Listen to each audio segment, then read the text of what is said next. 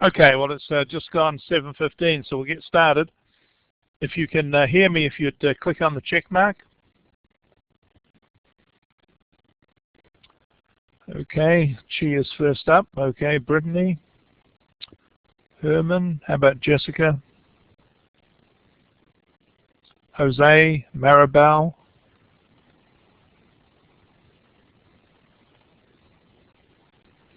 Jessica, Jose, and Maribel. Can you hear us? Okay, Jose can. Jessica and Maribel. There we go. Okay, well, hopefully Jessica can. All right. Let's get moving. What of importance is going on in the business world lately? I see Abercrombie & Fitch, is it? Going to close about 60 stores, so there's a long list of retailers closing stores. I think last week we talked briefly about Penny's are going to close, what, between 160 and 170 stores, I think. And of course, the possible flow-on effect of that, not only to Penny's but to shopping malls, because they're often an anchor in a shopping mall, and there's quite a few shopping malls that are a bit shaky apparently, and that could be a big blow to them. I saw an article yesterday about non-traditional use of shopping mall space, which was not the preferred use because it's probably a lower dollar. They were talking about, one of the things they mentioned was schools. Some schools are taking up space in shopping malls. I forget the other two things they mentioned. But there are a lot of shopping malls that are in a bit of trouble too. Of course, the proposed new healthcare plan has come out, or is coming out. I haven't had time to read all the proposals. I did see or hear one comment today that they were talking about 3 phases, doing it in steps.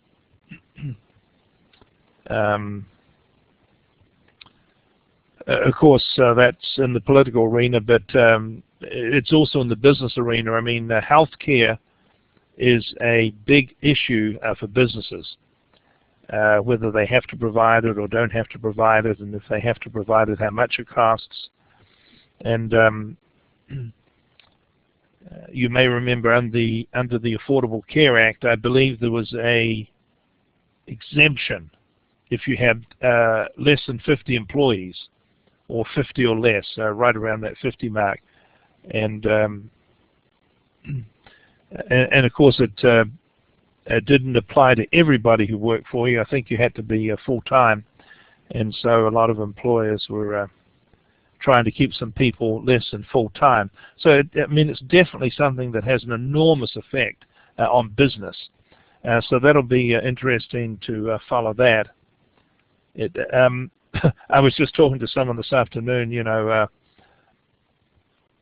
obviously it's a difficult topic. I mean, healthcare costs so much money. It's such a huge percentage of the total economy. But I think there are some people who operate under the illusion that there's maybe a perfect solution, and there's probably not, because it's an issue all around the world. In countries that have systems different than ours, like the one I grew up in. That's not a panacea either. I mean, there are issues.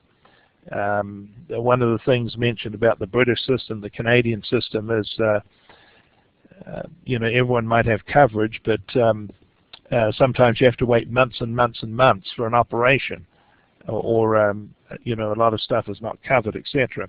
So it's important to keep that in mind too, but it's definitely a big issue for business. So keep your eye on that. Nothing of substance yet about the proposed tax changes. Obviously, that's another big issue for business. Of course, one of the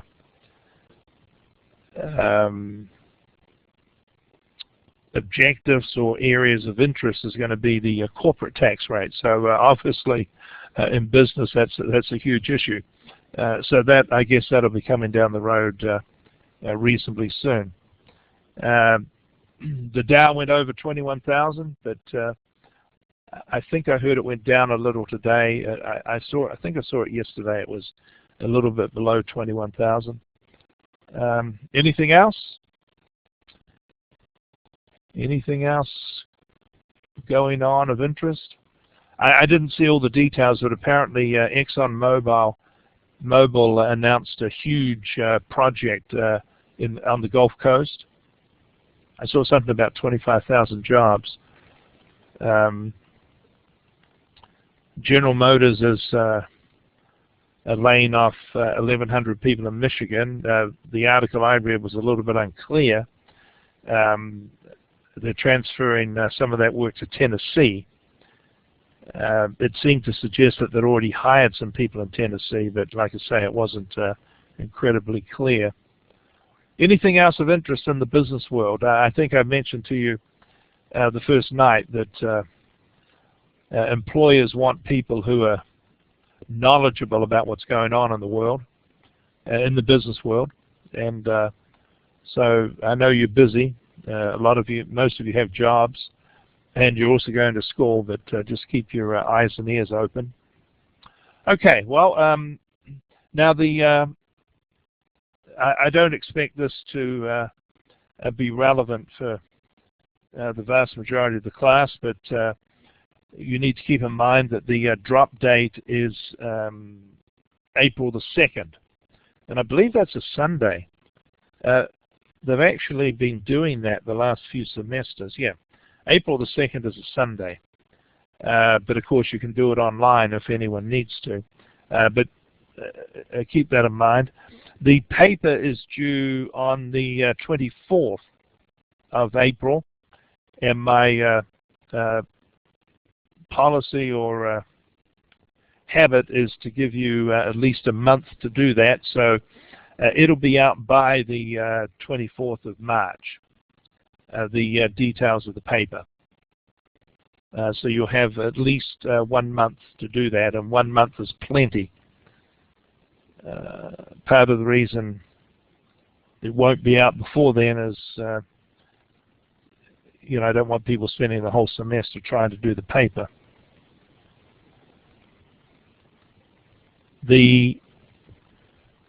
Now I mentioned the drop date, and to fit in with that, the second exam is scheduled for March the 31st through to April the 3rd.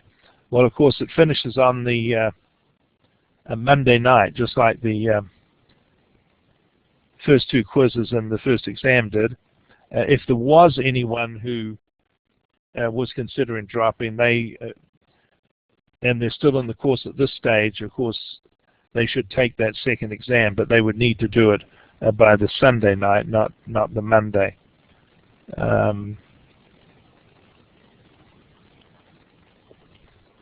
And I think that's about it.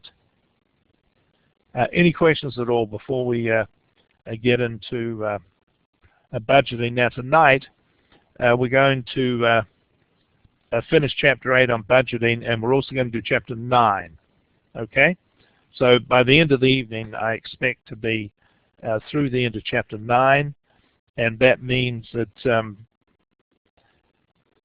we only have Chapter 10 left to do to cover the content of the second exam. So we should be able to handle that okay. All right, well, if you have a question, just pop it up. And I think when we left, we were starting to do the budgeting process, and we said it all started with sales. In most companies, it starts with sales, because most companies aim to sell more units, or to provide more services, and they have the capability of doing that. And so when we're doing a budget, we need to come up with a level of sales that we think we can achieve. Now, we mentioned that in a few cases, budgeting starts with production for the simple reason that you have a limited productive capability, and whatever you produce, you can sell. Now, if that wasn't the case, I mean, I guess you could say most companies have a limited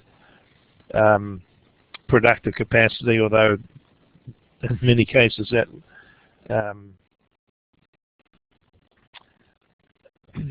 you know, is a fairly wide range. But if you had a company that had a limited productive capacity, say it could produce 20,000 units a month, if it in the past had not been selling that many, well then, once again, the budgeting process would start with sales. But where a company is producing as much as it can, and whatever it produces it sells, well then the budgeting process does start with the productive capacity. All right, so we'll assume the normal situation where we can meet any reasonable increase in the level of sales. So we start with sales, and we said last week that let's say that sales, sales are 12,000. That's our expected level of sales. Now, that could be a month or a year, it doesn't matter. And what we're doing is we're simply looking at the flow through the budgeting process and the logic, and we could fit any figure in that we wanted to once we understand the process. Okay, so we expect sales of 12,000 units. Now, you might say, well, what comes first, sales or price? And that's sort of like a chicken and egg situation, but I guess the normal situation would be that we're expecting the price to remain about constant or a moderate increase, and we feel that we can estimate what the sales level will be given that price. Okay, so the next thing that we have to determine is what we need to produce, because we're making the assumption that we're a manufacturing business. Now, this would be different if we were a merchandising business, but in many ways it would be easier. Rather than deciding what we have to produce, we have to decide what we have to buy. So we won't be getting into all the ingredients of the production process like direct materials, direct labor, overhead if we're a merchandiser, and we'll just have to decide how many units we have to buy. But here we're producing the product.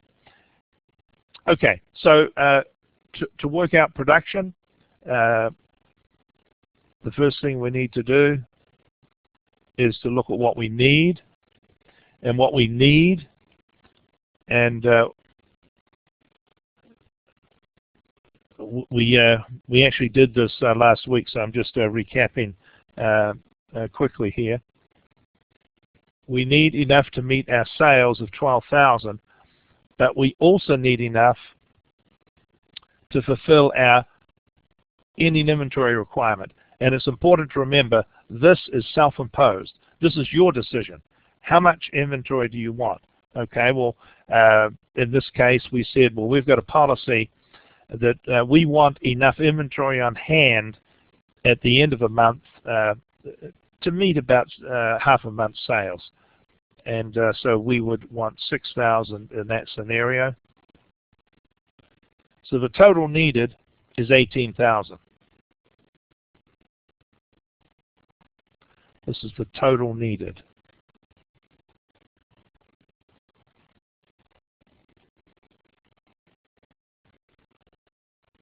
But this is our ending inventory requirement. We also have a beginning inventory. So we have to take away from that what we've already got, and that is our beginning inventory. And we assumed that our beginning inventory was 3,000. And so production required is 15,000. So production required is 15,000 units. And it's that figure for two reasons. Obviously, we need the 12, but we're stepping inventory up by 3. We have 3 at the beginning, we want 6 at the end, so we have to increase it by 3. So if you like to look at the 15,000 in another way, it's actually the 12 plus the 3 increase in inventory, 15,000. Okay, so I believe that's where we left it last week. All right, so if we have to produce 15,000 units, what comes next? What comes next if we have to produce 15,000? We're a manufacturing business. We have to look at the components of production, each one at a time. And so, of course, the first one is direct material. We have to do a direct material budget. Okay, well, our production, as we said,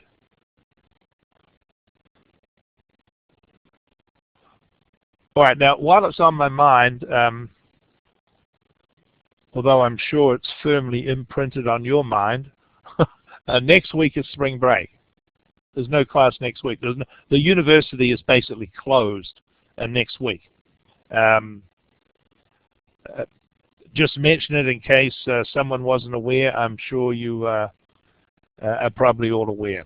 Okay. So production 15,000. Now, to produce most products, you need a number of inputs. You know, if you're making furniture, you need pieces of wood of different sizes and shapes. But you also need brackets. You need springs. You need fabric, cushioning, etc. So it's quite common. A product might have 10, 15, 20, 30, 40 different parts. I believe when I toured the Boeing factory last year out in the Seattle area, you know, I was at an accounting conference and they had a side trip offered to tour the Boeing plant. It was the one at Everett. I think that's where it was. They have one at Renton, and that makes all of their 737s. That's the only plane they make in that factory. But I was at the other one where they make the wide bodies. So they were making 747s, 777s, I guess 767 if they're still making them. I think they're making a few, and the Dreamliner, the 787. And I think they said it was the biggest building in the world. It was, I think they said 2 miles around. So it was, you know, I mean, you know how big a jumbo jet is, and there were many planes being built in the factory at the same time, although most of them were not jumbo jets. The reason I mention that is I think I'm speaking accurately here. There are 6 million parts in a jumbo jet. Now, half of those were rivets, I believe. So that takes it down to 3 million. But the point I'm making is that when we're looking at the material that has to go into a product, it's multiple different types of material, different sizes, etc. Here, we're just assuming that it's one. It's the process that's important. What we're going to do for one component here, we may have to do 10, 20, 30, 50, 100 times so that we encompass everything that goes in to a particular product. Okay, so we're producing 15,000, and to make one, we need 3 feet per unit. So we multiply this by 3 to get the number of feet we need of the input to make 15,000 units of output. And so we would go out and buy 45,000 feet of material. Is that right? Well, not necessarily, because here we also have to consider our inventory requirements. You know, a lot of businesses don't want to be just depending on it arriving at the door that morning. They have stocks of inventory. So we would have to add the ending inventory that we want. This isn't of the finished product now. This is of the direct material. So let's say that we need about a 10-day supply of material. So that would be 15,000 feet. And so the total needed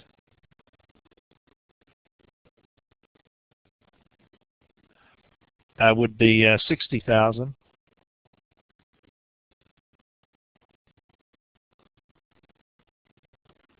But then we have to take away once again what we've got. And what we've got is our beginning inventory. But also here we're wanting to increase our inventory. We had 10,000 in the beginning, and we want to build it up to 15.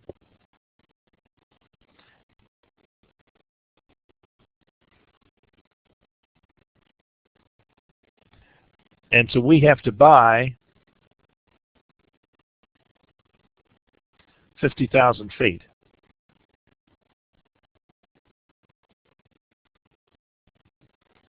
We have to purchase 50,000 feet. So when I change this color,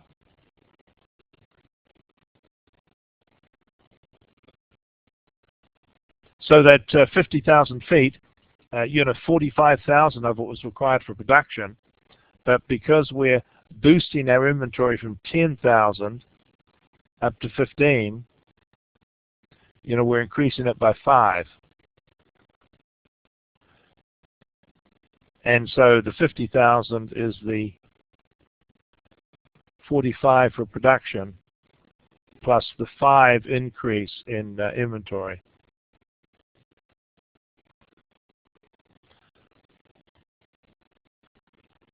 Okay, what are we going to do now? Now that we've worked out how much raw material we have to buy, well, we can actually continue on here before we move on to the next thing. We can now work out the cost of that.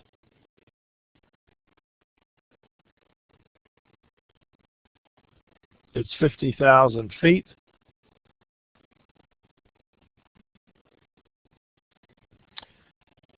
And let's say it costs $2 a foot.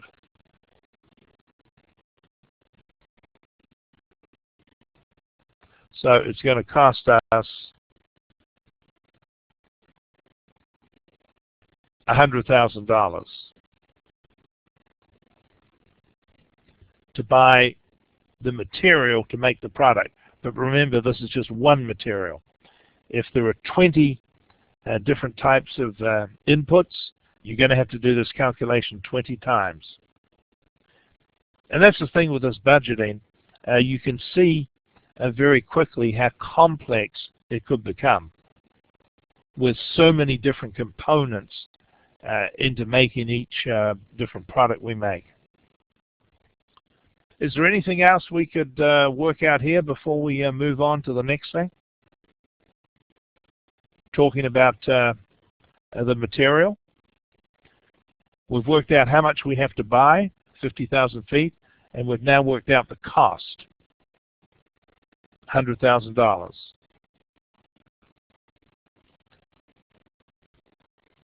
There's one other thing that we could work out. We don't need it right now, but it would be useful for later. We could work out when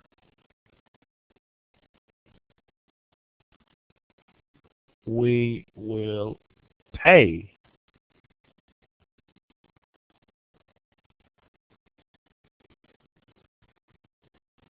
for this. Yeah, we're going to buy it now because we need it this month, but when are we going to pay for it? That's an issue that we'll talk about down the road a little bit. All right, if you have a question, just shout out. But what we're trying to illustrate is the process that we have to go through. It's just going to be a series of different budgets. Okay, well, what's going to come next? Well, now we go to direct labor. Going to get a direct labor budget. Well, we're going to produce 15,000 units.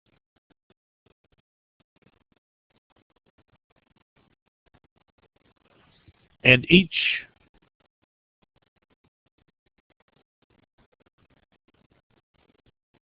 direct labor employee can produce 100 a month.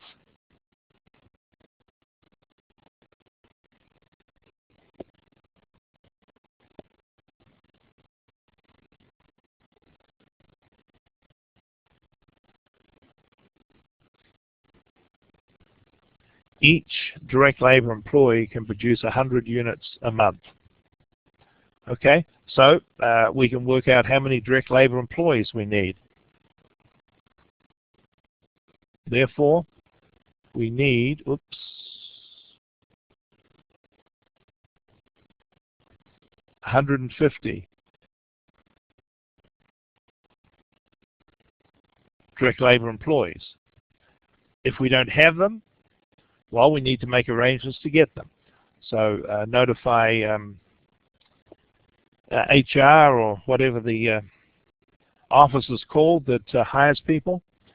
We need this number of people, and we need them with this particular skill. Before we leave this, what else could we work out?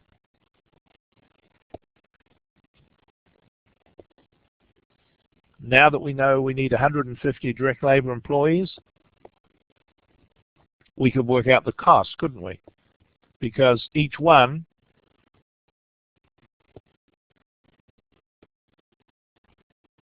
is paid, or the cost to us of employing them is $3,000 a month per employee. And so we can work out that cost, and that comes to $450,000.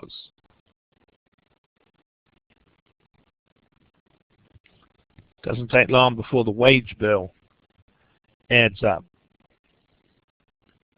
Okay, $450,000 a month is going to be our direct labor wage cost.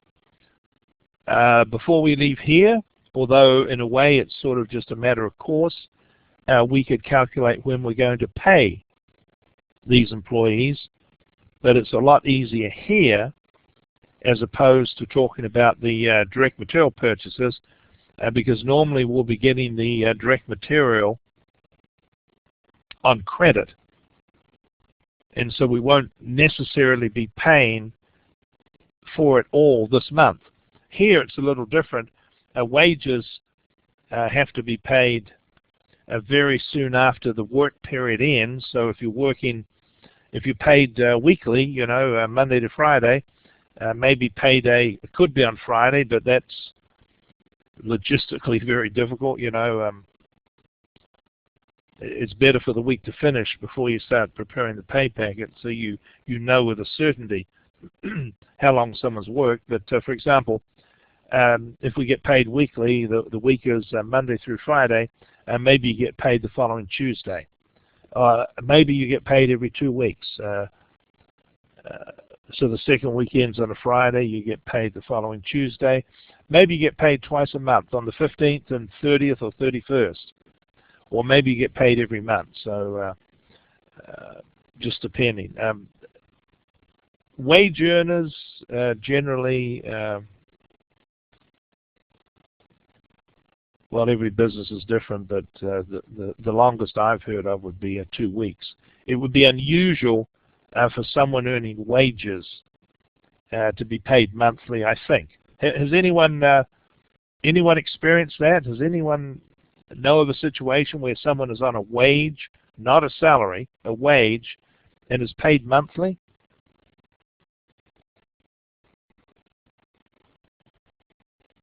No one? I've never run into that either, but you know, if you're on a salary, it's common to be paid once a month, although you know, I have seen cases where it's every 2 weeks or twice a month. Okay, so we've got that down for our another future budget. Okay, once we've done direct labor, well, we're moving on to overheads. And so now we have to do an overhead budget.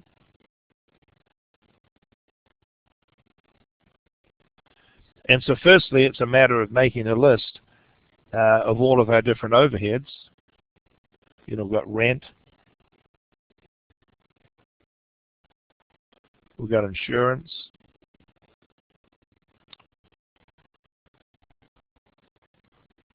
property tax, although in some cases if we're paying rent we won't be paying property tax. Indirect labor,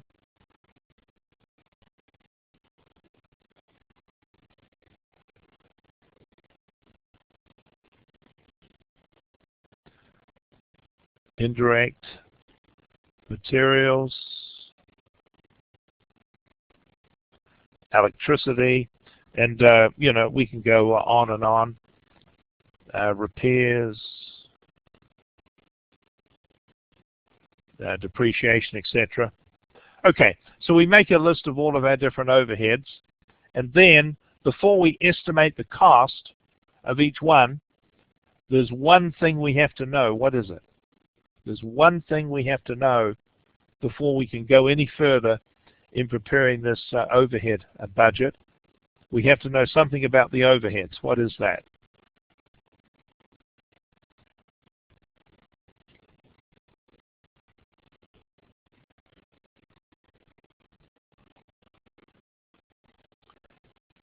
Any ideas? Oh, I saw someone typing there. Herman's typing. What do we have to know before we can go any further?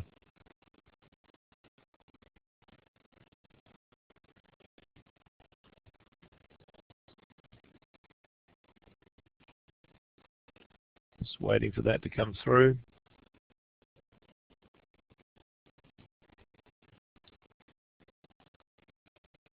Or did he hit the button by mistake?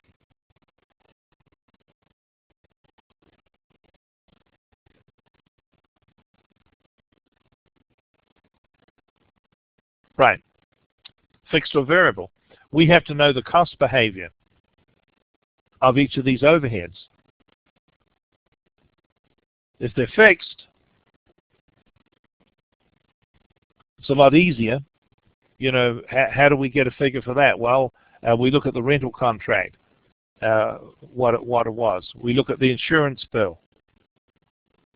Property taxes, well, we'd have to look at last year's figure and come up with an estimate of what we think the increase might be. So in a way, they're easier.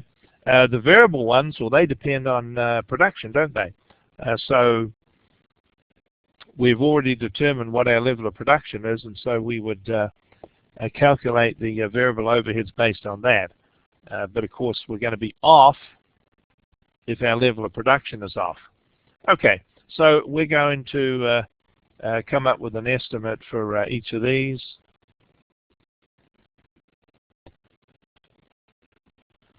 And get a grand total.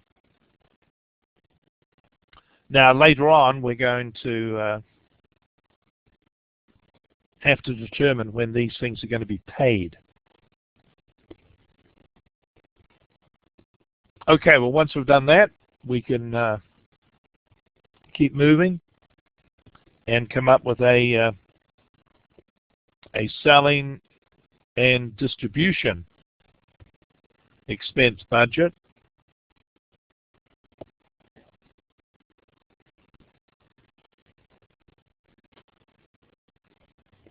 So a matter of listing some different selling and distribution expenses like sales salaries,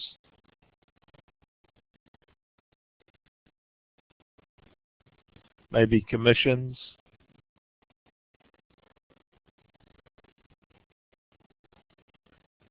advertising, maybe delivery expenses. You know, that's the, you got to be careful about that, but that's the cost of, say you're selling washing machines.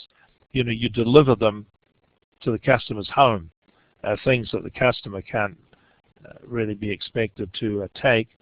They could arrange for someone to come and pick it up, you know, a friend with a truck or something, or they can get you to deliver it. Now, if you deliver it, it may be free delivery within a certain area, or maybe there's a charge. But anyhow, we need to get all of those expenses, and we've got a selling and distribution expenses budget. And then we move on to general and administrative. General and administrative expenses budget.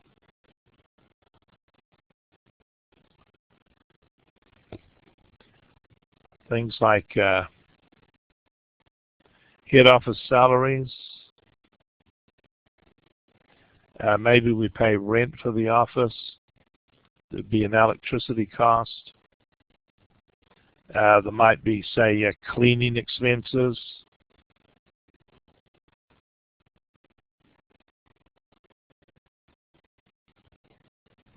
There would also be depreciation expenses. Now, there could be depreciation expenses also in the previous one. The click on that. The selling and distribution. If there were depreciation expenses here, it would be on the fixtures. You know, the fixtures and fittings in the store.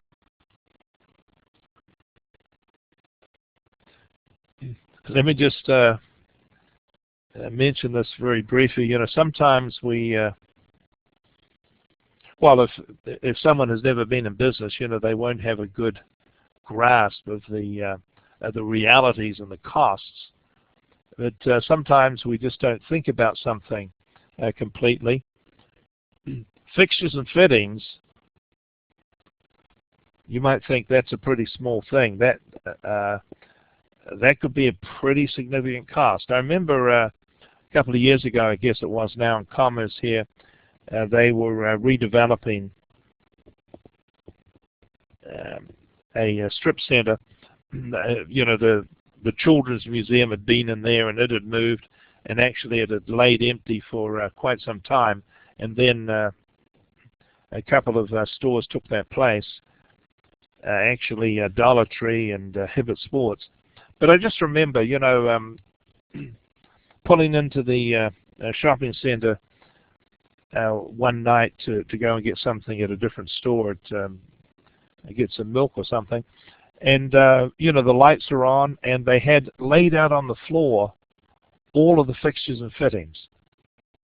So they're obviously about to assemble them. And like I say, you may not even think of something like that. But that would have been thousands and thousands and thousands of dollars. I don't know what it costs, but maybe tens of thousands of dollars. Just it's a significant expense. So that's in the selling operation. That depreciation expense would be in the selling and distribution expenses budget. But the depreciation over here in the general administrative expenses budget would be for things like office furniture, office computers, that type of thing. Okay, so we're going to estimate those and get a total there.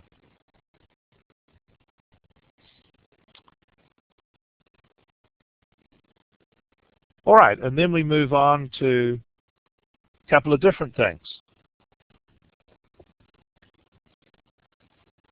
One of them is the cash budget.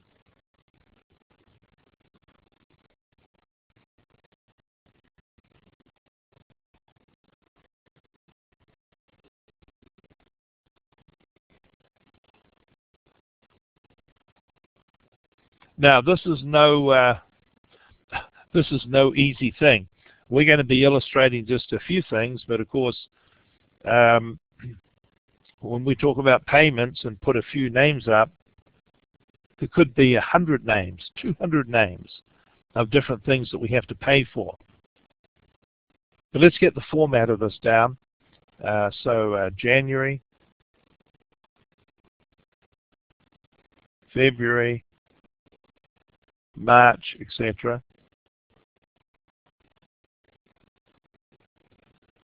If we want to state this as simply as we can, this is a little bit like your checkbook. I mean, how do you operate your checkbook? There's a, when you open up a new book, there's a space for the balance, top right-hand corner. And then you list all your deposits in one column. You list all your payments in a different column. And after each one, you can get a new balance until you come to the end of the period with a closing balance. Well, this works a little bit like that. So we've got our beginning balance. So let's say in this company, we have a rule that we have to have $50,000 cash on hand. That's just a company rule. At the end of every period, which also means at the beginning of each period, we must have $50,000. Provide some liquidity, provide some safety, provides money in case of a sudden, unexpected requirement. Okay, and then we just add our receipts.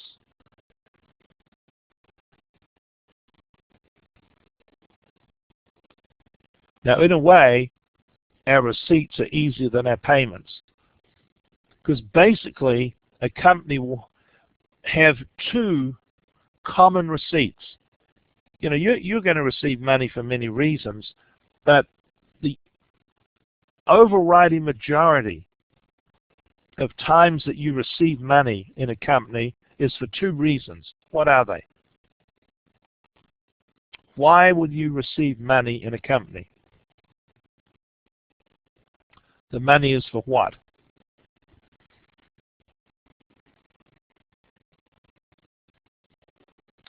Sales. Okay, good. Can we be a little bit more particular about that, Benjamin? You're right.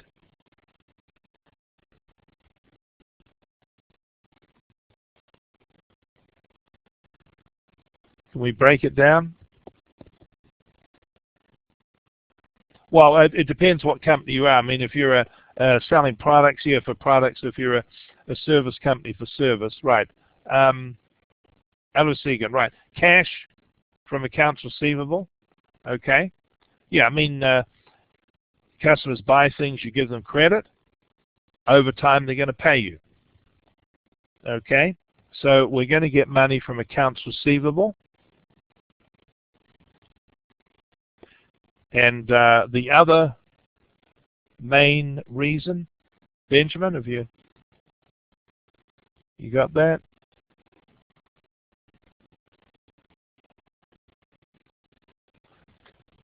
Well, notes receivable, interest revenue, that could be, yeah. But it would be unlikely that it would be the main one unless it was some type of financial institution. Well, Benjamin described the whole process, and then I thought Otto Segan had them both, but I thought that was, when I first glanced at it, cash and accounts receivable, but it's cash from accounts receivable. No, it's simply because of our sales. We're going to receive either money from cash sales or we're going to receive money from credit sales. I mean, in any company that sells a product and grants credit, those are going to be the bulk of your receipts. People are either going to pay cash, so you've got cash sales, or they're going to buy the product on credit, and later on they'll pay you, and that's accounts receivable. Okay? So those are far and away the majority of receipts that you're going to have. So let's say that we have 120 here, 120,000, and 180,000 here. And so we add them up, and that comes to 300. And so that gives us 350. And then from that, we have to take away our payments. Now, as I said, there could be 100 different things that we're paying for, 150, 200, huge number. But we'll just put some names down to get the idea. So we're going to be paying the rent, the insurance, wages,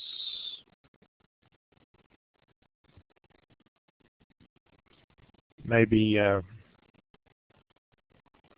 advertising, just on and on and on and on.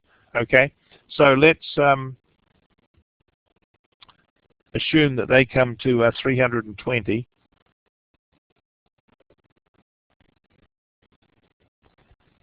Okay, so we now have a closing balance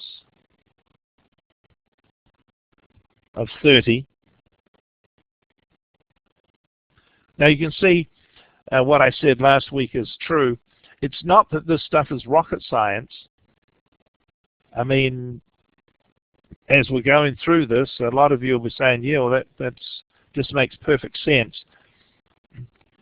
The thing here is, as I mentioned last week, you just got to keep your wits about you. You know, it's just so easy to make a simple mistake, an adding mistake, a logic mistake, putting the wrong figure in.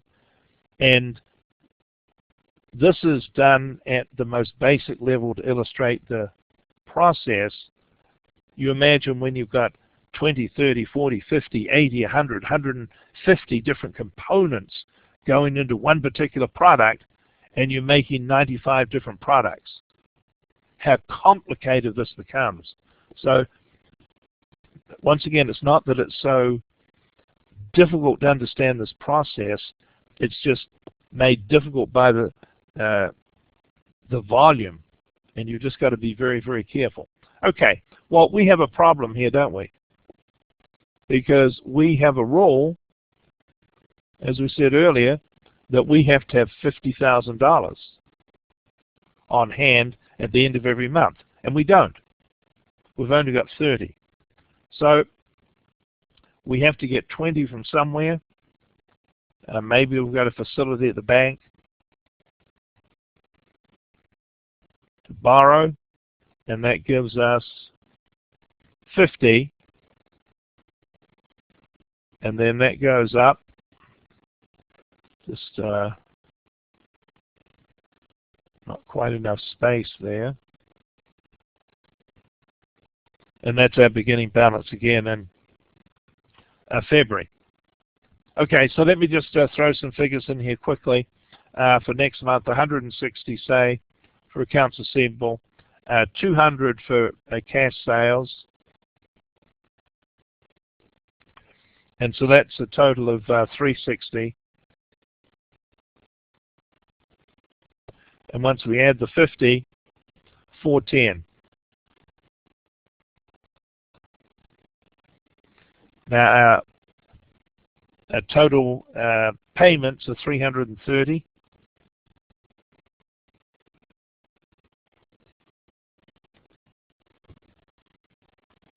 And so that leaves us with 80. Well, we only have to have 50. So now we can pay back that 20 that we borrowed. And we would have 60 here. Now, if we wanted to, we'd have 10,000 available that we could do something else with. Maybe we could put it on a deposit at the bank or something to get a little bit of interest, although interest is so small these days. But apparently it's going to keep going up. Apparently another increase, I guess, of 0.25% is coming up. Well, that leaves us with 60, and so for the next month, we actually start with 60 if we choose to not invest the other 10. Now, of course, the fact that we borrowed money means that it has an interest cost. So one of the payments here in February might be interest if we pay it during the month, along with all of our other payments. And we just keep going until we get to December. It's meant to be continuous dots there. This is December, and of course we're interested in the total at the end of December. Okay, that is the cash budget. And you know, you don't have to think about it for very long to realize how complex that could be. And also to realize that the earlier that you make a mistake, it just replicates and gets bigger as we go along. You know, if your sales are off, your production figure is going to be off. The materials that you buy are going to be off. The labor that you employ is going to be off. Your overhead is going to be off. All the way through into this cash budget.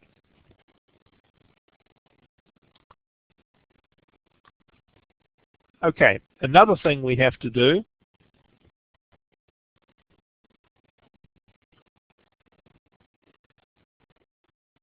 and some people sometimes have trouble with this. How much are we going to receive from accounts receivable? Accounts receivable collections. Okay. Well, from our records, from our experience, we will be able to determine when we expect to receive money that we're owed. And looking at past experience, we know that 50% of the credit that we grant is going to be received in the month of sale.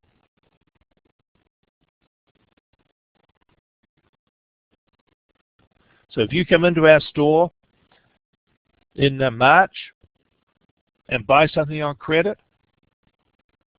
50% of all of those sales, we expect to receive that money the same month.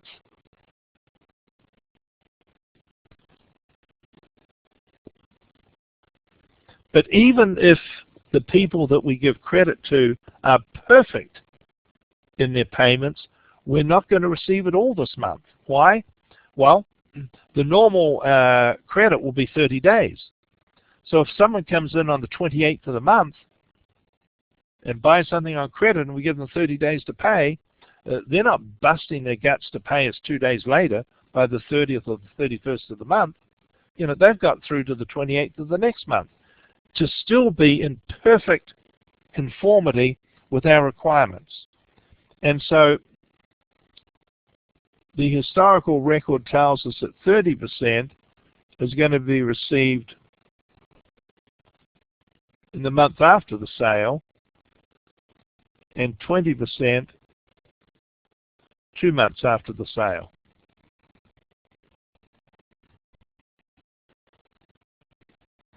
If you can understand that there.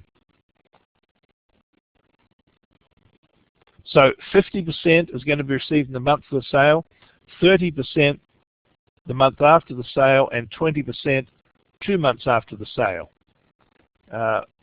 Perhaps I can just put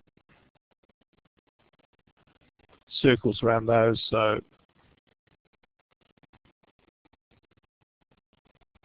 it's not too confusing.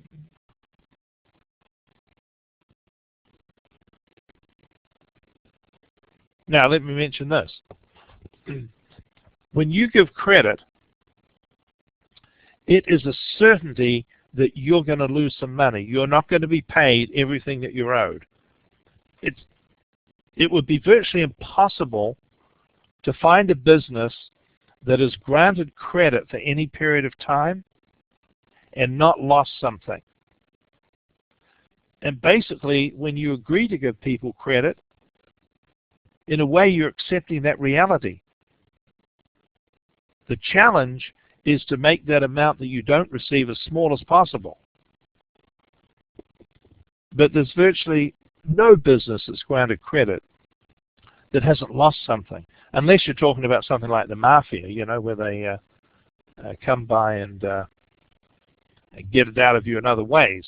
But, you know, if you grant credit, sometimes you're going to lose. Well, if that was the case here, say we expected to lose 3% of the credit we granted. Well, in this case, the figure for 2 months here would just be 17%. The rest, the 3%, is what we expect not to receive, and so it wouldn't be built into the calculations. Now, I'm going to put up the sales here.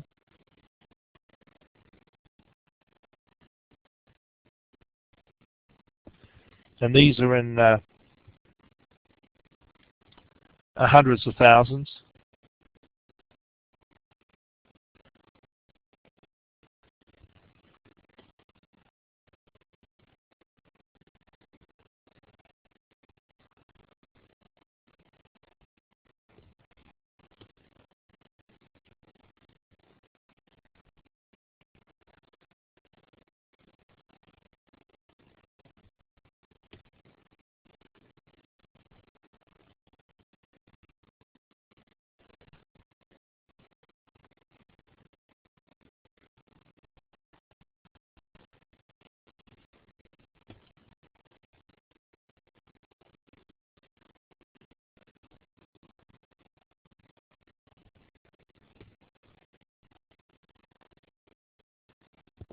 Okay, so hopefully that's readable.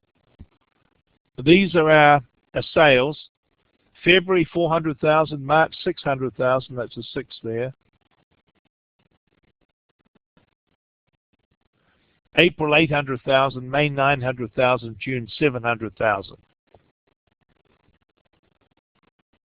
These are our credit sales. Now,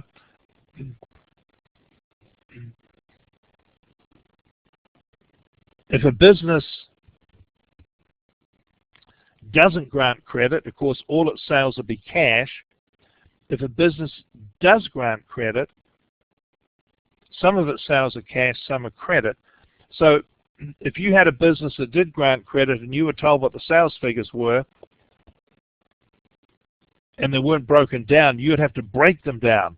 And so you might be told, for example, that 70% of your sales are on credit. Well, what you'd have to do is you take the sales figure, multiply it by 30%, and that's the cash sales. You get that right now. The 70%, that's your credit sales, and you get that over time.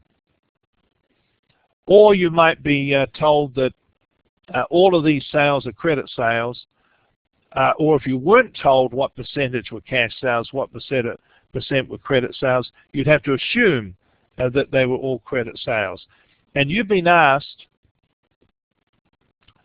to determine the cash receipts from accounts receivable for the second quarter of the year by month and in total. Okay? So what we want is I want you to determine how much we're going to receive every month in the second quarter of the year by month and the total. Okay? So I'm just going to stop the recording so it's just not going on, and I'll give you 4 or 5 minutes to do that, and when you've got your answer, put it up. Okay? So here we go.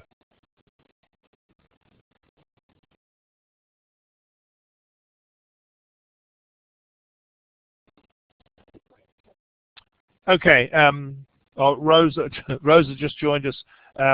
We stopped the tape because the class was working something out, Rosa. That's what the deal was there. Oh, no, that's fine. No problem. Just come in when you can. But if you heard silence, that was why. Okay, anyone got a figure? I want to know how much we expect to receive in April, how much we expect to receive in May, how much in June, and the total. Anyone got that yet? If you've got it, just put it up. Give you another minute.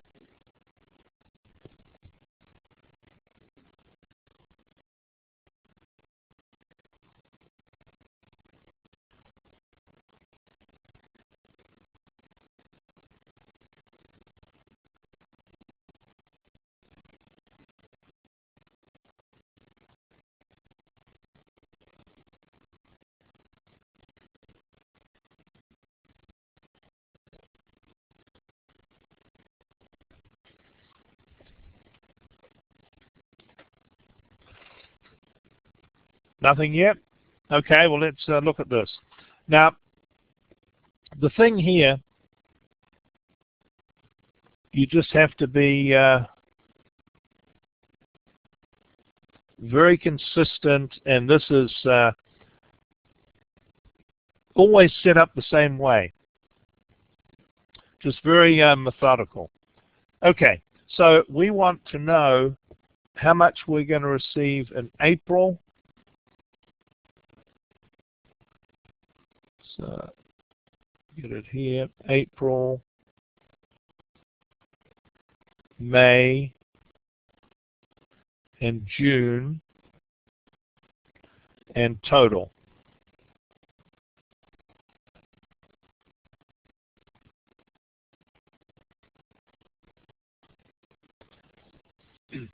And the thing to remember is that in any month, we are going to receive money as a result of sales from 3 different months.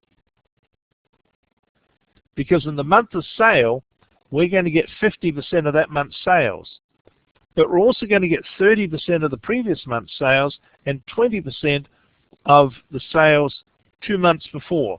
So, I mean, lots of things people have different ways of doing, but this is the way I recommend doing it. Starting with April,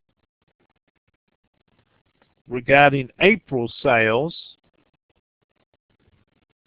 which are 800,000, we're going to get 50% of that, so multiply by 0.5. But then with regard to March's sales, which is 600,000,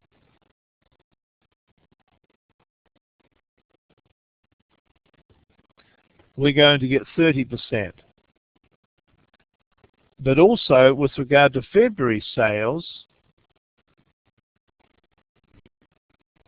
which are 400,000, that's That's February there. We're going to get 20%. So what are we going to get in April? With regard to April sales, we're going to get 400,000. When my pen will work. With regard to March, we're going to get 180. And with regard to February, we're going to get 80. And that is a total, we like to go way down here, of 660. Now, while we're at it, let's make a relevant point. This illustrates something very important about cash flow. See, April was the second highest month, 800,000. The only one higher was May. But just because you make those sales in April does not mean to say that you receive as much money as that in April. And you receive significantly less than the sales you made, 140,000 less. So, you know, you have to have the cash flow to support this. If you grant credit, you've got to wait to receive the money. But you think of the cycle for a think of a store, which is easy to identify with. You know, thinking about Christmas. When do they have to order? Golly, don't they place orders in May, April, May, maybe as late as June? And maybe they have to put some of the money down for that. And a lot of those goods come in from overseas, so, you know, when are they shipped? August, September? When do they arrive? October? They get put in stores, you know, November. And so the sales take place in November, December. And then if you're given credit, when does the store receive payment? Well, maybe a little bit in December, but January, February, March.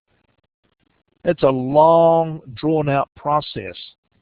So the point I'm making is the cash that we receive is not necessarily the same as the sales that we make in a particular month. Okay, and then we just repeat this again. But now we're doing it for May.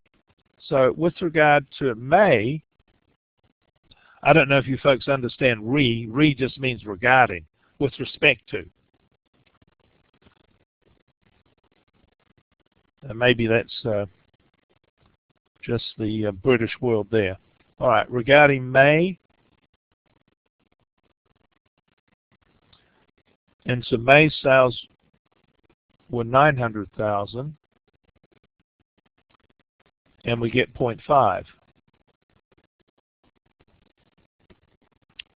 Then April is the month before that. In this case, that's 800 times 0.3. And then March,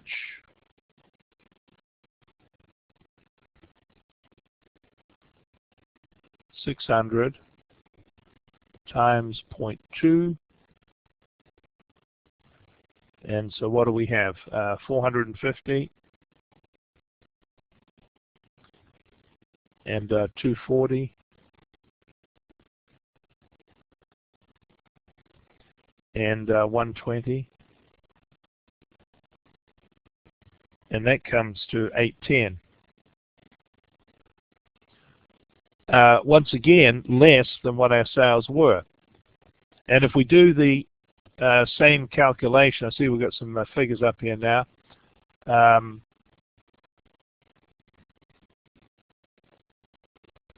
Right, let me go back. Right. So Maribel, are you on board with the 660? Okay, fine. So Tamiko's got 660, then 810, and then 780. Yeah, if you put the figures for June up, let me just put them up here. We'd go through the same process. 350, 270, and 160. We come to 780. And the total, when you add them all up, is 2,250. Now, you know, that's in a way sort of a laborious process, but it's pretty fail-safe, and that's what you'd have to do to work out what cash you expect to receive from your accounts receivable. And that is totally separate from cash sales. Cash sales is much easier. Whatever the sales are, if 25% of them are cash sales, you take that 25% out immediately. You get that now. The other 75% is what you do here with this logic. All right, any questions on that? Okay, so now what we do is we move on to the budgeted financial statements. And so now we're into the income statement. Whoops. Sales. Well, where do we get that figure from? Well, didn't we start with the assumption that we were going to sell X number of units? Well, then our sales figure is those, what was it? It was 12,000, wasn't it? 12,000 times the sales price per unit gives us our sales figure, minus cost of sales. So from all our calculations of direct material, direct labor, and overhead, we're able to work out an expected cost of making a unit, and so we got that, and gives us our gross margin. And then minus operating expenses, and didn't we do the two budgets, selling and distribution expenses and general and administrative expenses?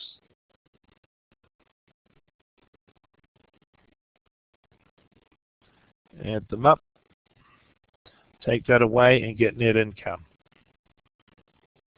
Okay, so there's our projected income statement. Then the next financial statement is, after the income statement, the next financial statement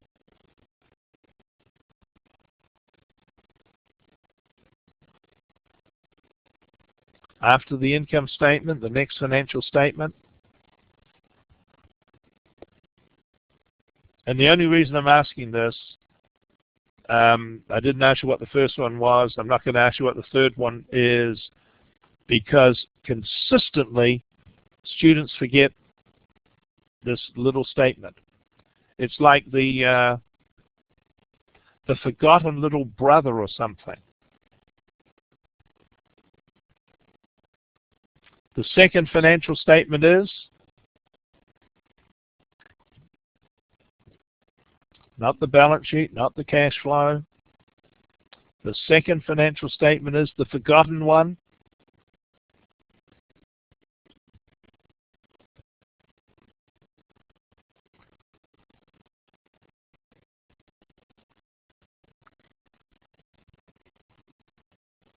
All right, I don't see anyone typing there. Let's not be like every other class that preceded you. You know, students always forget this statement. The second financial statement is, now we've just done the income statement. If it was a person, it would have an inferiority complex.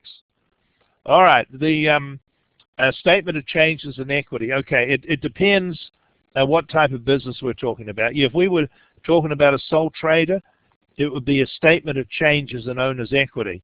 But if we're talking about a corporation, it's called what? And it's slightly different.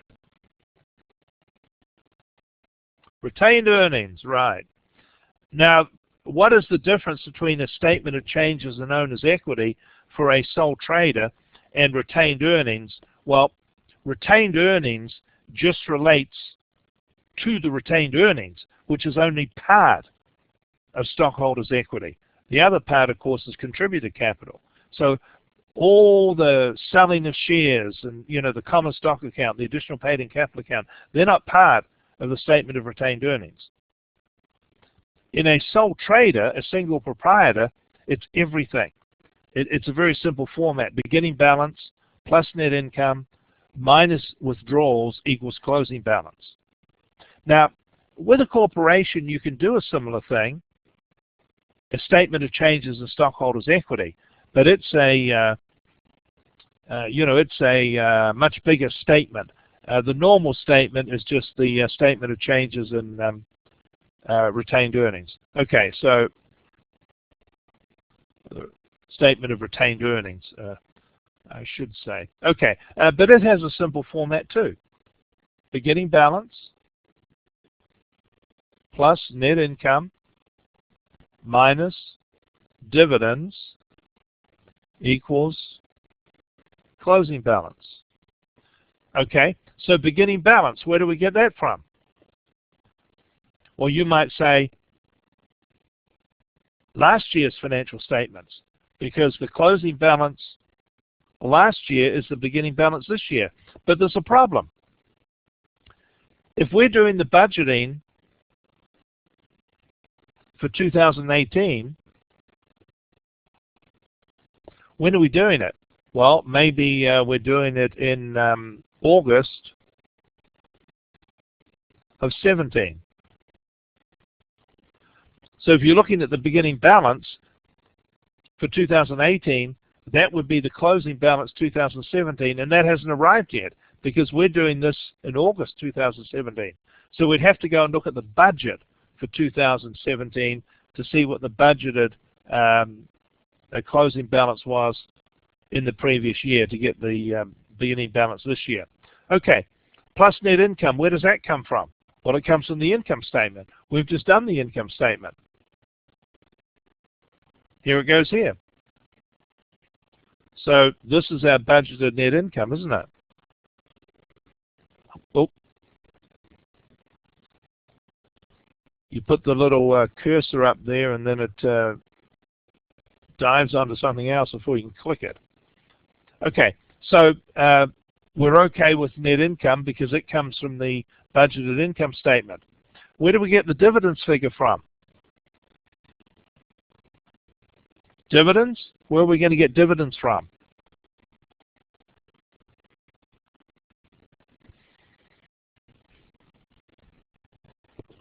Well, most companies will have what?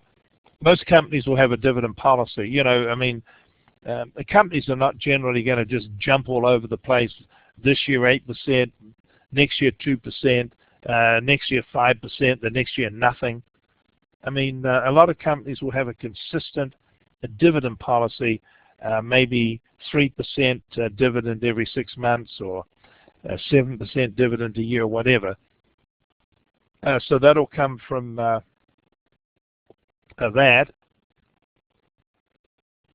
and then that'll give us our closing balance. Okay? So that statement that everyone forgets, there it is, retained earnings. Okay, on to the next financial statement, which of course is the balance sheet. Okay. This is a little more complex. Balance sheet. Start with assets, current assets. First one, of course, is cash. Where do we get the cash figure from? Now, we've got to exercise our minds a little bit here. Like I say, some of this gets a bit confusing. Where do we get the cash figure from? This is our budgeted balance sheet at the end of 2018. We get it from, we've already talked about it, we get it from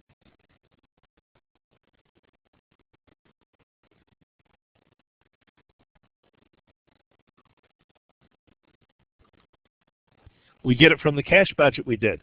Remember we did the cash budget and we had the expected balance at the end of every month?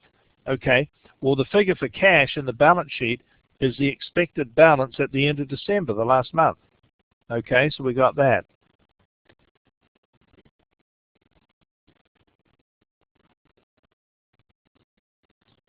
Right, next, accounts receivable. How are we going to get our accounts receivable?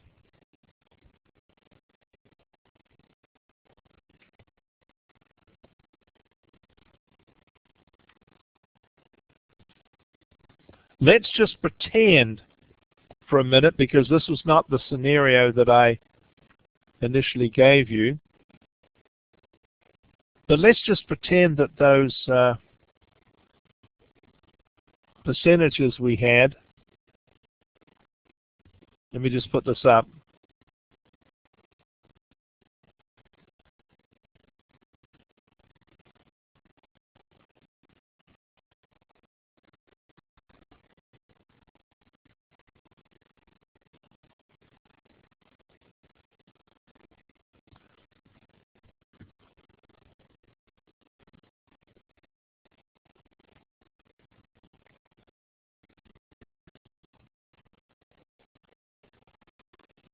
That's November there,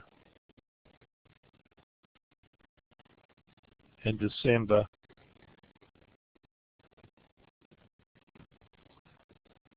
Let's say that October sales are projected to be 400, and then it moves up a little in November, and then of course December's a big month. Those are your projected sales. All right. What I want to know is, what is accounts receivable at the end of the year? What is accounts receivable at the end of the year? Can someone come up with that?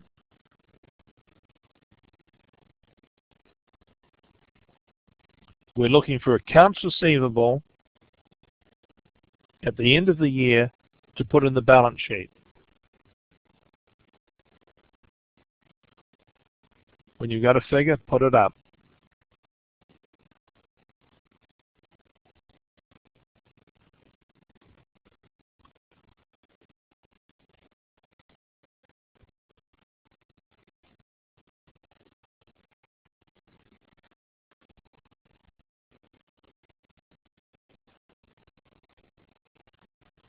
We want accounts receivable at the end of December.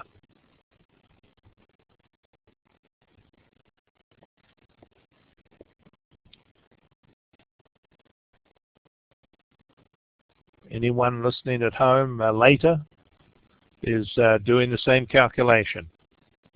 Accounts receivable, December 31st,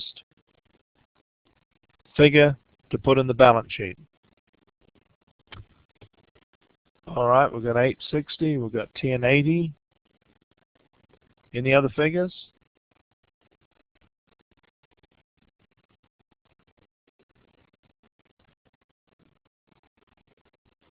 Well, let's have a look at it.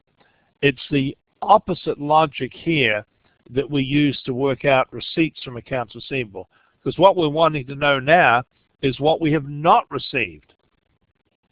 Okay, so once again, regarding December, December sales were 1,200, or 1.2 million.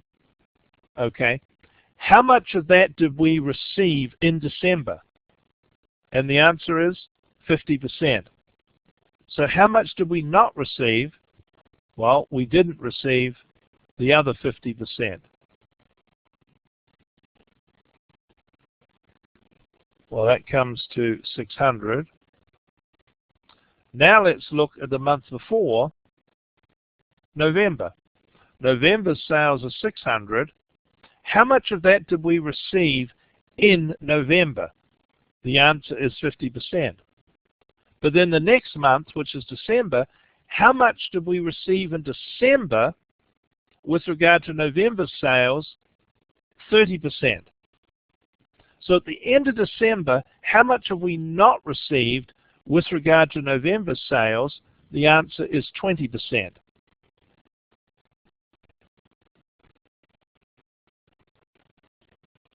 So 20% of 600 is 120.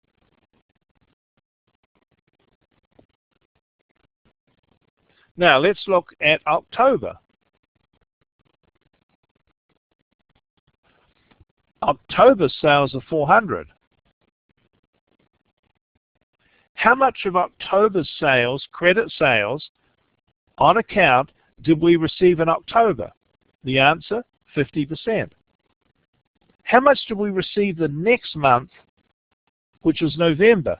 We received another 30%. So by the end of November, how much have we received? 80%. So the next month, which is December, we get the next 20%. So by the end of December, we've received it all. And so there's nothing owing. We're trying to work out here accounts receivable, 1231. And so accounts receivable to go on the balance sheet is 720. Okay? That's our asset at the end of December.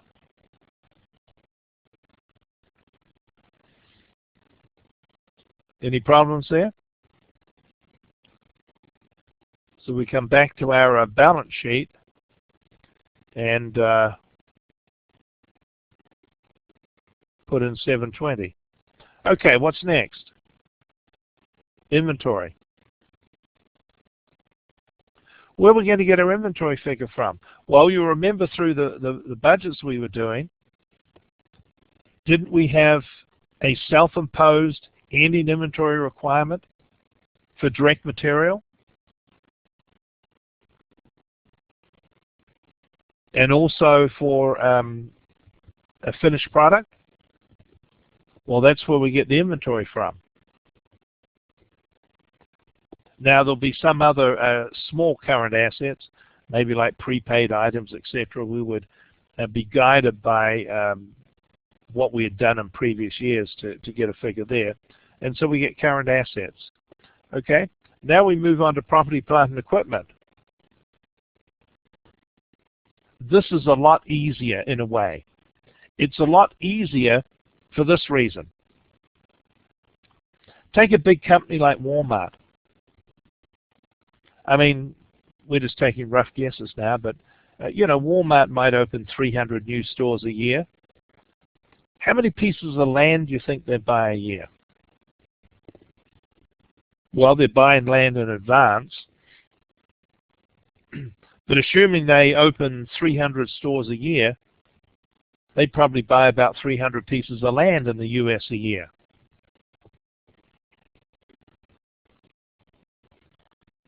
Compare that to the number of sales they make. How many sales do they make? How many hundreds of millions or billions of individual sales do they make? You get the idea? It's a lot easier to estimate the land you're going to buy than it is to estimate your sales. So basically, working out the land, for example, would just go like this. The land that you have at the beginning of the period plus the money you expect to spend on new land purchases minus the original cost of any land that you expect to sell gives you the ending balance of land. Now buildings is just a little more complicated. Why? What's the added complication with buildings? It's the fact that they're depreciated. So you would do a similar thing with buildings. Buildings, beginning balance, plus what you expect to spend on buildings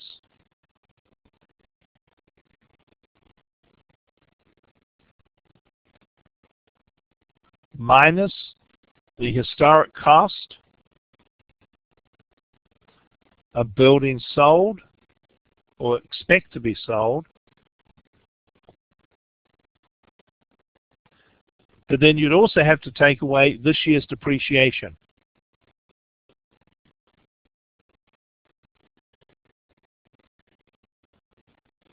This year's depreciation expense.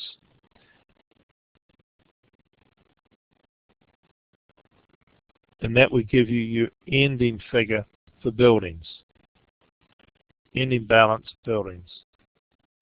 Now that would be if this was the book value here.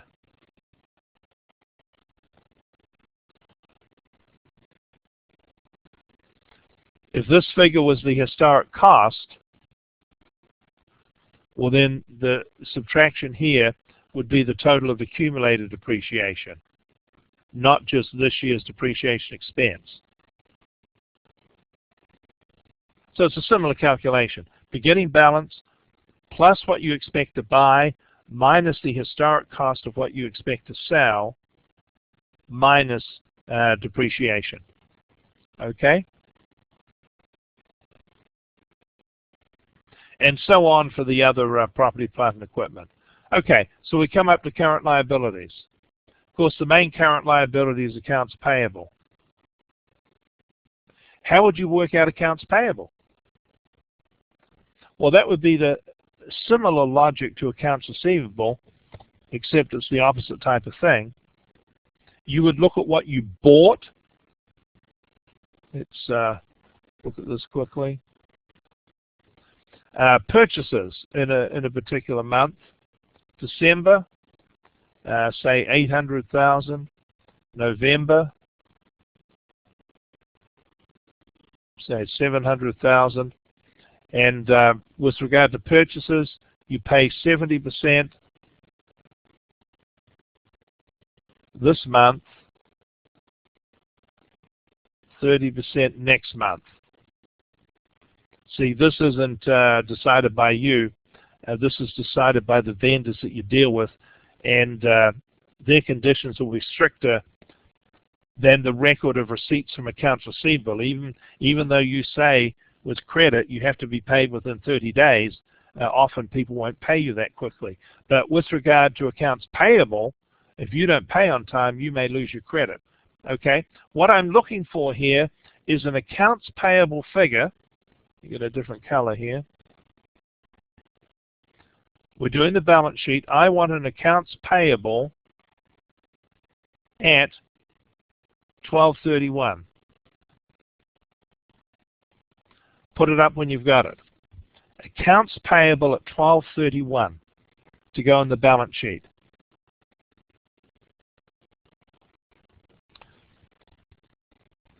You can see there's a lot of work here. And as I said, in a normal company, it's going to be so much more sophisticated than this because you're dealing with many more products, etc. There's a lot of places to make mistakes. You just got to be very careful. 240.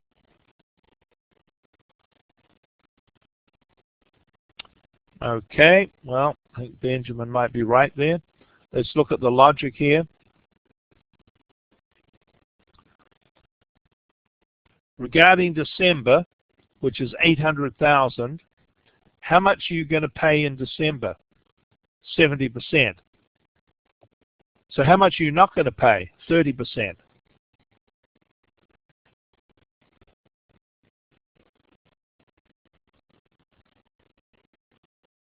Well, that comes to 240.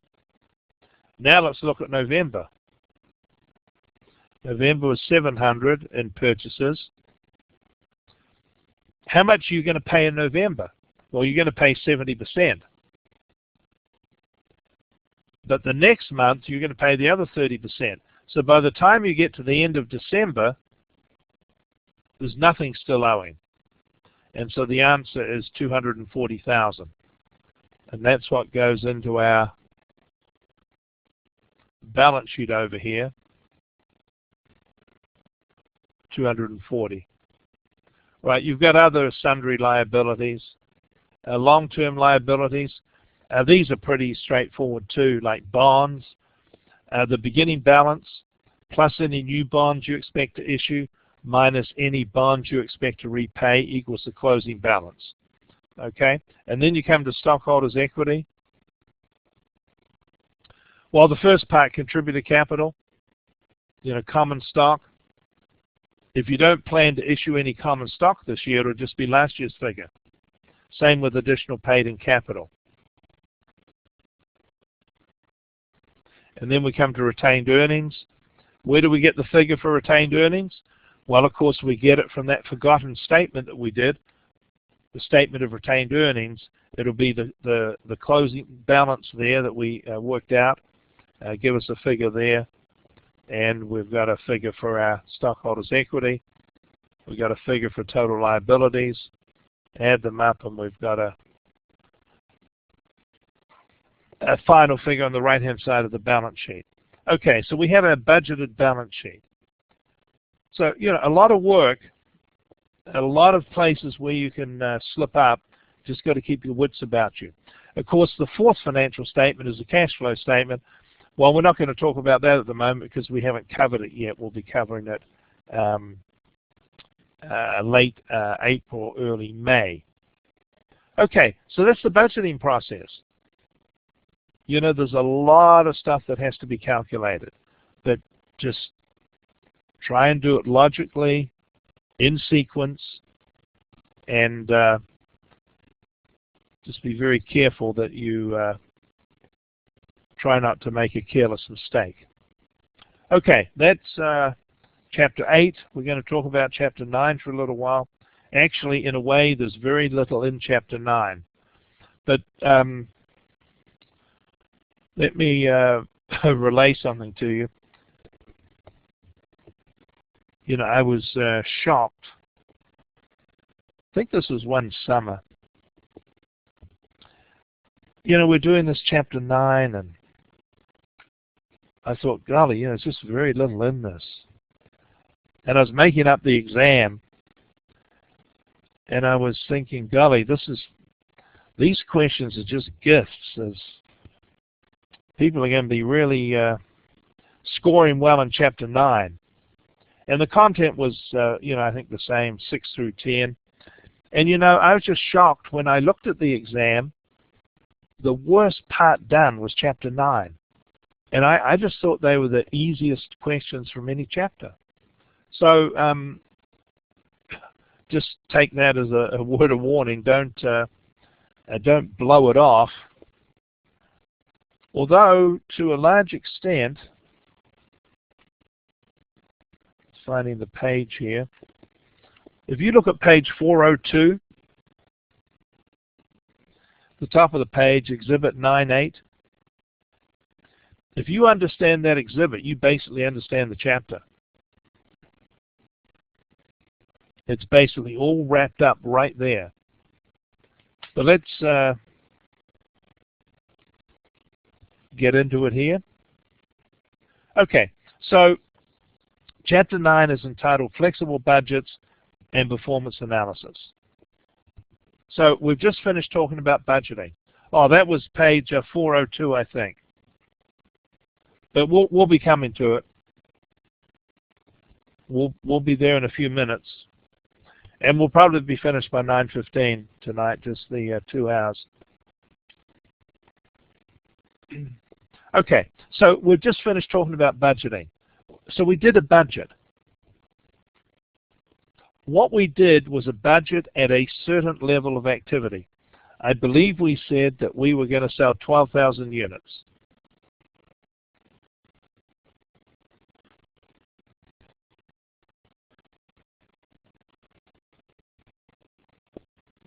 Okay? And we did a budget at that level of activity. That is called a static budget.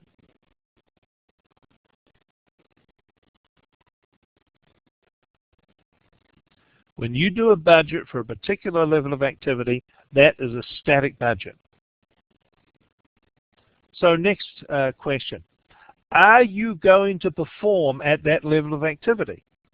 And the answer in most cases is almost certainly not. But hopefully you've been reasonably accurate with your predictions, because everything that has been worked out in that budget flows from that prediction of 12,000 units.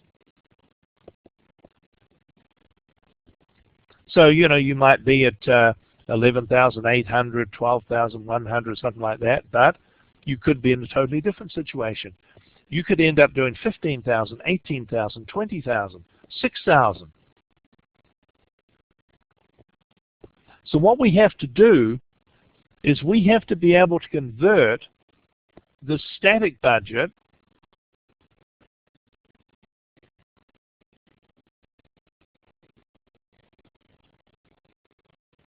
to the actual level of activity.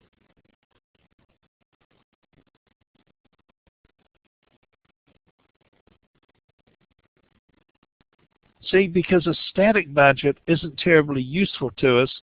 If we've done a budget for 12,000 units, and now the actual is 18,000, this static budget isn't much use to us because it's talking about expected costs and revenues at a totally different level than we're actually performing at.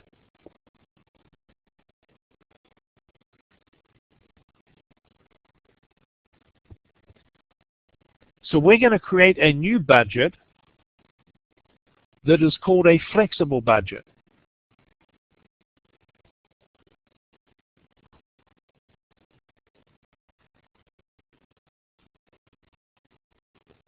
And a flexible budget is just a new budget for the actual level of activity.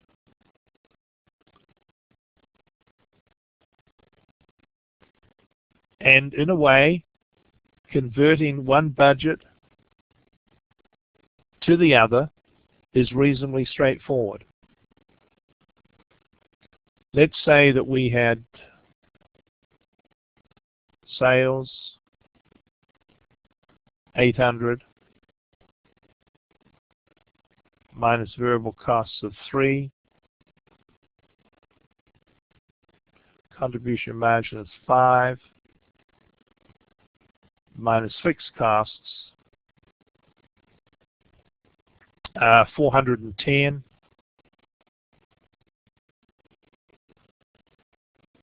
net income 90.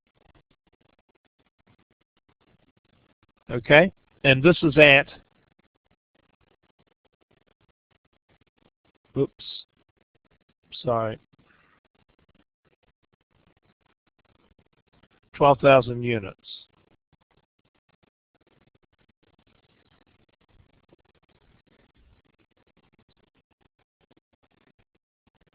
So we do this before the year begins, just like we did a few minutes ago, doing a budget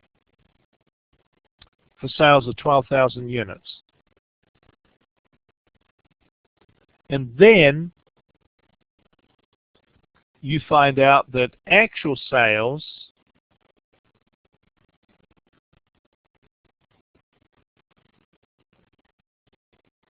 are going to be 15,000.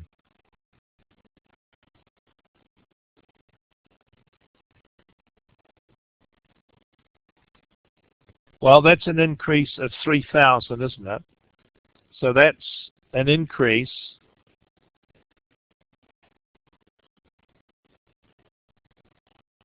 of 25%. We have to convert the old budget to a new budget. And I guess I need to go to a new page here, so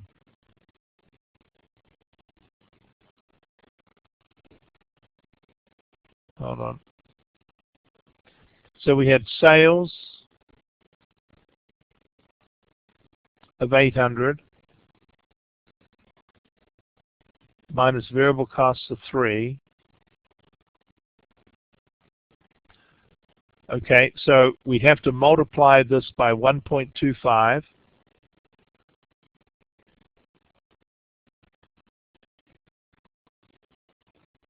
Because this is an increase of 25%. Oops, sorry.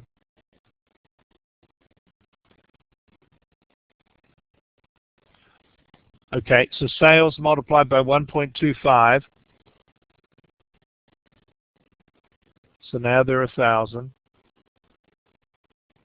Now variable costs. Variable costs go up as production goes up, as sales go up. So that's multiplied by 1.25. So that's 375. And we have a new contribution margin.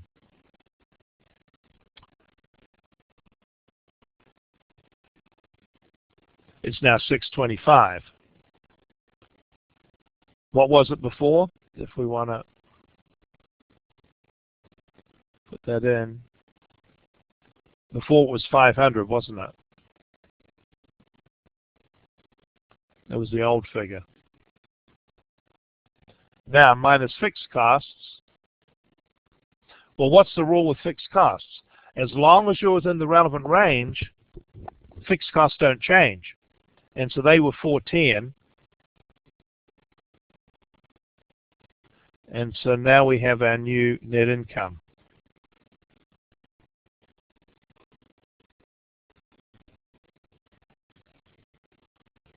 Our new net income is expected to be 215,000 instead.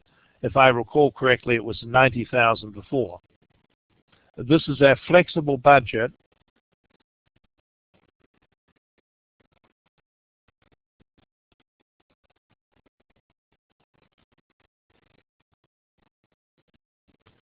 At 15,000 units.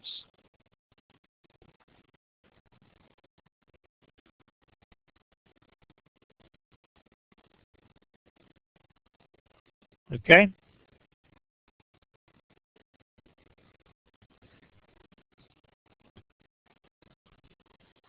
And so if you like to come up with a general rule,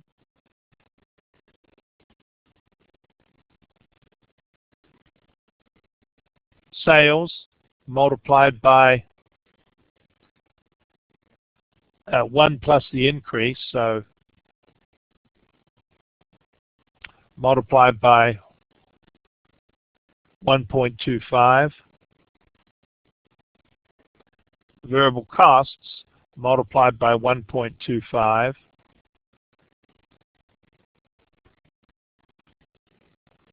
Contribution margin is the result of those two. Minus fixed costs doesn't change. Fixed costs don't change, so you use the same amount as before, and that gives you your net income. Sales go up proportionately, variable costs go up proportionately, fixed costs, as long as you're within the relevant range, stay the same. And that gives you your flexible budget. Now, let's just look through these charts. You've got to be careful here because a couple of these, they're calculated correctly, but they're useless or largely useless. If you look on page 395, you'll see the original budget, the planning budget. This is for a hairdressing salon. 1,000 customer visits. You see that in pink at the top? So 1,000 customer visits. Each one charged $180. Wow. It's an expensive haircut. Now look at the expenses. Someone tell me what type of an expense is wages and salaries? This is on page 395. Wages and salaries, what is it?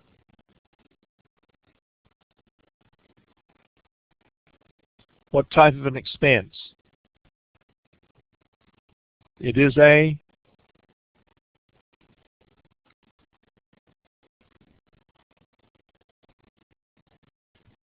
page 395 in the budget there, wages and salaries. What type of an expense is it?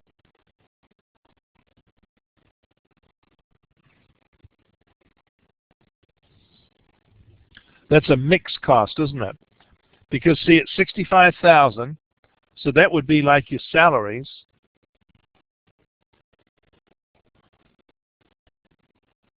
Or the wage, like of employing someone 40 hours a week, whatever. But it goes up based on the number of customers you have. What about hairstyling supplies? That is totally variable. Client gratuities, variable. Electricity, it's got a fixed portion, a variable portion. Okay, what about rent? Well, rent's fixed. Okay, so there you have your formula to work out each of the expenses.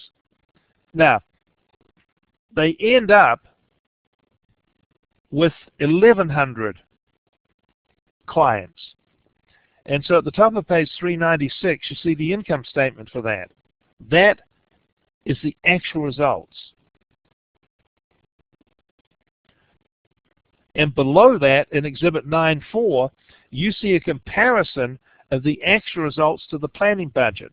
That is one of the statements that I was referring to, that to a large extent, that is totally useless.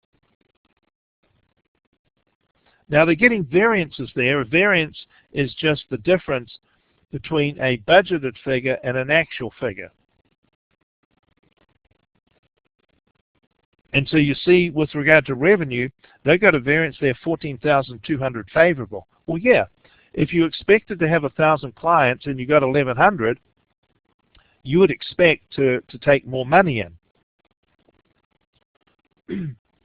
But what do you notice about all the expenses? Most of them are unfavorable. But you know, of course they are. Because more clients, if there's any degree of variability, a variable cost in that expense, it's going to be more because you've got more clients than you expected. So I mean, that comparison is pretty useless, comparing what you thought you were going to do to what you actually achieved at a different level of service. Now, if you look on page 397, you'll see the flexible budget. This is the budget you would have prepared had you known that you were going to have 1,100 clients. And it's used the formula for the expenses to calculate what each expense would be. And of course, the revenue is $180 per client multiplied by 1,100. Now, if you look over on page 398, you'll see a comparison between the actual the actual budget that was done right at the beginning, which is the planning budget, 1,000 customers, to the new budget that was done once you knew the level of activity, which is 1,100.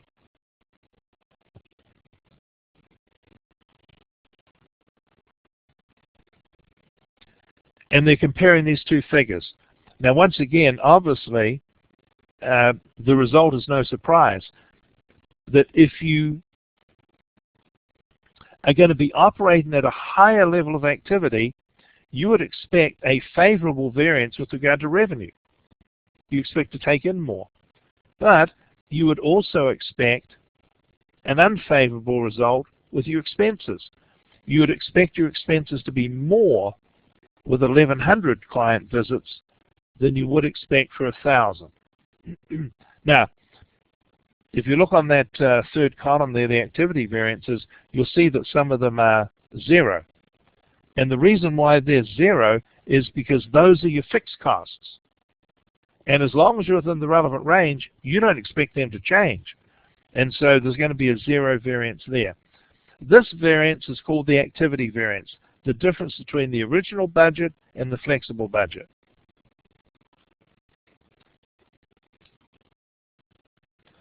Now, look over on page 400. Here's the real comparison. This is the one that makes sense. Because now that you know that you're going to be operating at a level of 1,100, you can do a new budget, a flexible budget, at 1,100 client visits. And you see that there. It's the middle column, page 400, Exhibit 9.7, the flexible budget. The actual results are on the left. Those are the actual results you achieved with 1,100 client visits.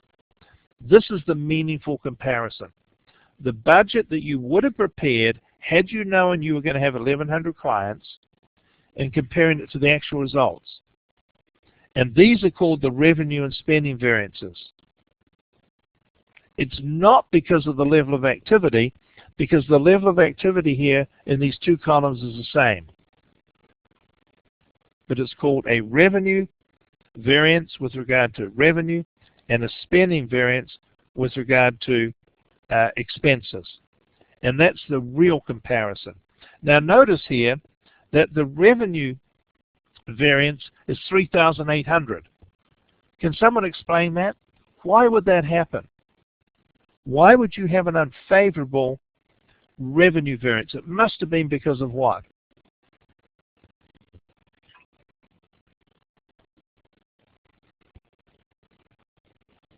Must have been because of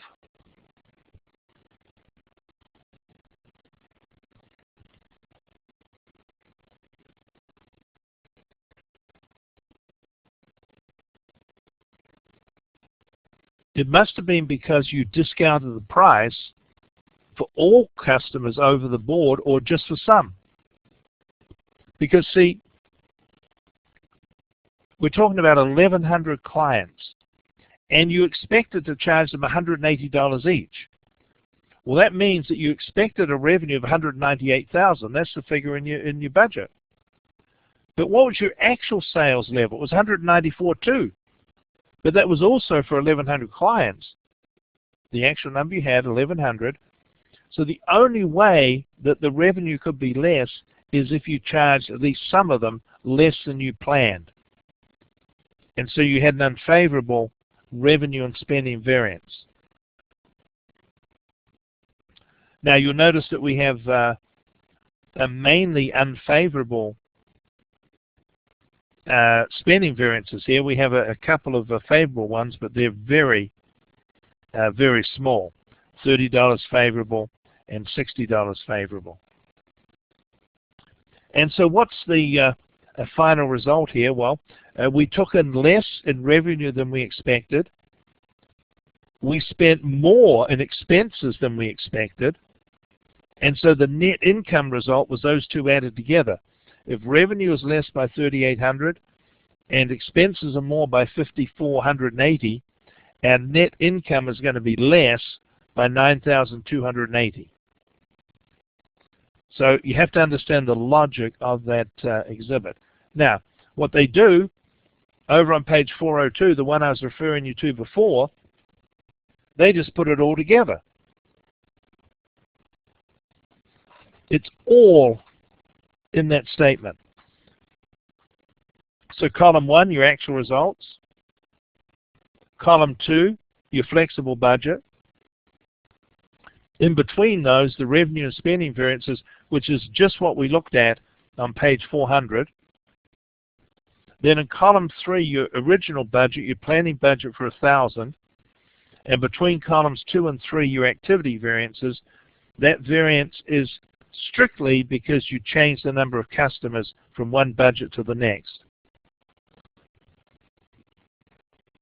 And that summarizes everything that happened. So as I said, if you understand the logic of that Exhibit 9.8, you basically have got it.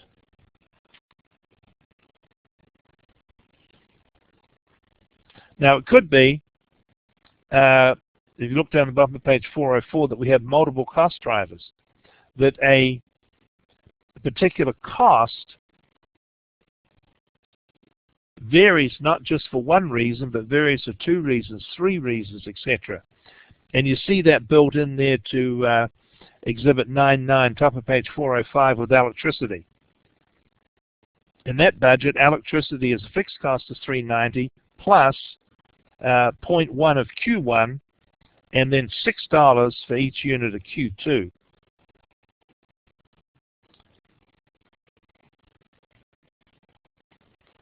Okay, common errors.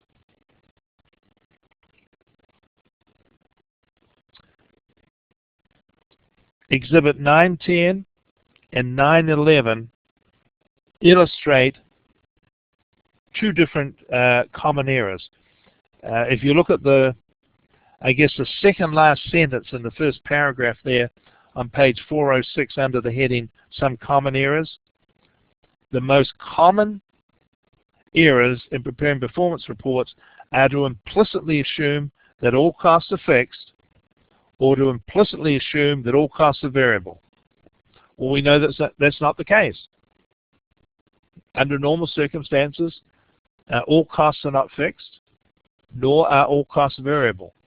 And if you assume in the budget process that they are, well, then you're going to get a bad budget. So you look at bottom of page 406, Exhibit 910, which they say is a faulty analysis comparing actual amounts to budgeted amounts, implicitly assuming that all income statement items are fixed. Well, of course, they're not. And up the top of page 407, Exhibit 911, a faulty analysis that assumes that all budget items are variable, and they're not. So that would be incorrect ways to perform the analysis. But basically, if you understand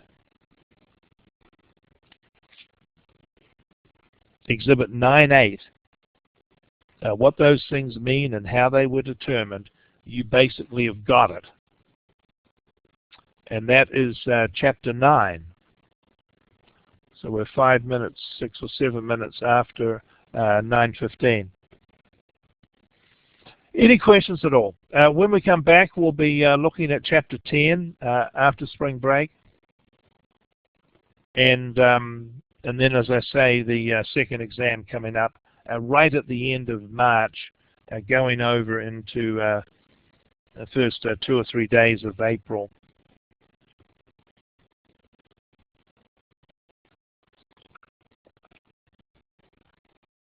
Now, that budgeting chapter, you know, just got to be careful. So many chances to make mistakes.